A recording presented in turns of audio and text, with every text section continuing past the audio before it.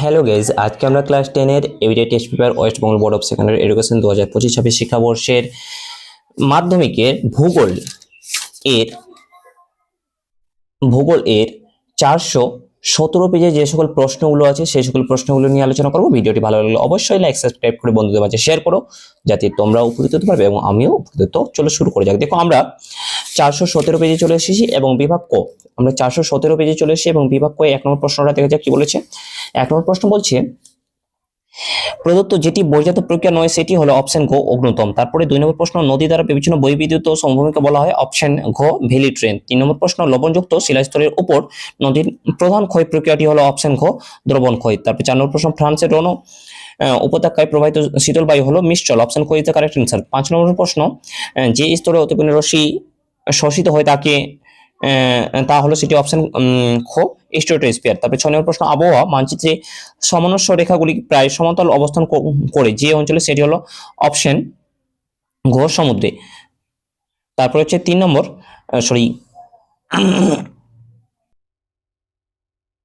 7 নম্বর প্রশ্ন, পূর্ণিমা তিথিতে সিজিকে অবস্থানকে বলে কি? অপশন ঘ প্রতিযোগ। তারপরে 8 নম্বর প্রশ্ন, ইটাইটাই রোগ হয় যে ধাতুর কারণে সেটি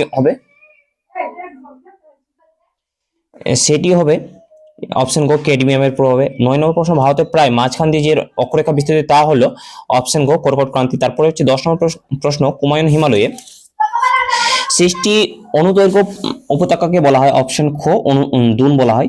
11 নম্বর প্রশ্ন, ভারতের একটি অন্তর্বাহিনী নদী হলো অপশন গ লুনি। তারপরে প্রশ্ন দেখা যাক 12 নম্বর প্রশ্ন, ভারতের প্রথম পেট্রোরাসায়নিক শিল্প গড়ে ওঠে অপশন ক মুম্বাইতে। তারপরে 13 নম্বর প্রশ্ন, ভারতের সবুজ নগরী বলা হয় অপশন গ বেঙ্গালুরু।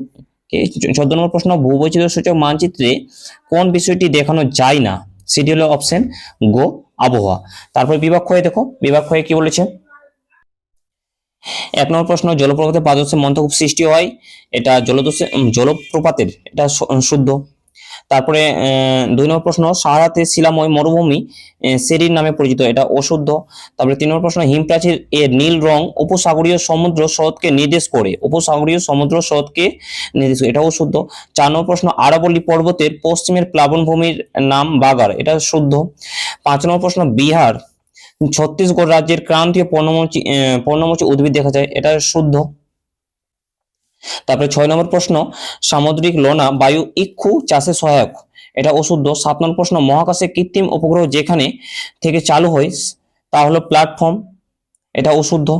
তারপরে 2.2 এ দেখো শূন্যস্থান পূরণ। 1 নম্বর প্রশ্ন বলেছে পৃথিবীর ধীরতম হিমবাহ হলো সিয়াচেন। তারপরে 2 নম্বর প্রশ্ন হচ্ছে বায়ুর গতিবেগ মাপার একক হলো নট। তারপরে 3 নম্বর প্রশ্ন, সমুদ্রের জল অনুভূমিকভাবে সঞ্চালন করলে তাকে কি বলা হয়? অনুভূমিকভাবে যদি সঞ্চালন অনুভূমিক এক স্থান থেকে অন্য স্থানে যদি যায় তাহলে সেটাকে কি বলা হয়? না, সেটাকে সমুদ্র স্রোত বলা হয়। তাকে কি বলা হয়? সমুদ্র স্রোত। আর যেটা অনুভূমিকভাবে না গিয়ে উল্লম্বভাবে ওঠানামা করে তাকে কি বলা হয়? তাকে জলোচ্ছ্বাস বলা হয়। তারপরে 4 নম্বর প্রশ্ন হচ্ছে বিয়োজিত হয় এমন বর্জ্যকে কি বলা হয়? জৈব বর্জ্য বলা হয়। এবার 5 নম্বর প্রশ্ন, 2011 সালের খ্রিস্টাব্দে আদমশুমারি অনুসারে ভারতের সাক্ষরতার কত? 74.04%। 6 নম্বর প্রশ্ন, কার্পাস হলো একটি কৃষি ভিত্তিক কাঁচামাল। 7 নম্বর প্রশ্ন, কোন স্থানের উষ্ণতা বৃষ্টিপাত লেখচিত্রে উষ্ণতার রেখাটি বছরের মধ্যভাগে নিম্নমুখী হলে সেটি দক্ষিণ গোলার্ধে অবস্থিত। এবার 2.3 এক কথায় উত্তর দেখো কি বলেছে। 1 নম্বর প্রশ্ন, পশ্চিমঘাট পর্বত কোন প্রকার পর্বতের শ্রেণী? স্তূপ পর্বত হবে। এবার 2 নম্বর প্রশ্ন, গঙ্গার ডান এবং বাম তীরে একটি উপনদীর নাম। ডান তীরের উপনদী হলো যমুনা এবং বাম তীরের উপনদী হলো গোমতী নদী। তারপর 3 নম্বর প্রশ্ন, ভারতের কোন রাজ্যে বৃষ্টি জল সংরক্ষণে সর্বাধিক অগ্রণী? সেটি হচ্ছে তামিলনাড়ু হবে। তারপরে 4 নম্বর প্রশ্ন, সুন্দরবনের কোন দ্বীপ বিশ্ব উষ্ণায়নের প্রভাবে সম্পূর্ণ নিমজ্জিত হয়ে গেছে? সেটা হচ্ছে ঘোড়ামারা দ্বীপ। তারপরে 5 নম্বর প্রশ্ন, একটি প্রাণীজ ভিত্তিক শিল্পের নাম কি? এটি প্রাণীজ শিল্পের নাম হচ্ছে রেশম।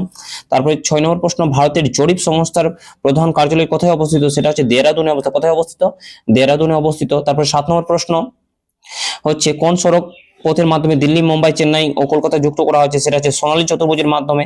তারপরে 8 নম্বর প্রশ্ন, ল্যান্ডফিলের বর্জ্য নিশ্চিত জলকে কি বলে? সেটি লিচেট বলা হয়। তারপর 2.4 বাম দিক ডান দিক, প্লায় থেকে কি হবে বলো তো? লবণাক্ত হতে হবে। কার্বন ডাই অক্সাইড থেকে কি হবে? গ্রিন হাউস গ্যাস হবে। বেড থেকে কি হবে? বেড থেকে হবে সিন্ধু সমভূমি হবে। এবং বেড থেকে সিন্ধু সমভূমি এবং সেল থেকে কি হবে, এবং সেল থেকে হবে লৌহ ইস্পাত শিল্প। ঠিক আছে, তাহলে আজকে এই পর্যন্ত। ভিডিওটি ভালো লাগলে অবশ্যই লাইক সাবস্ক্রাইব করে বন্ধুদের মাঝে শেয়ার করো।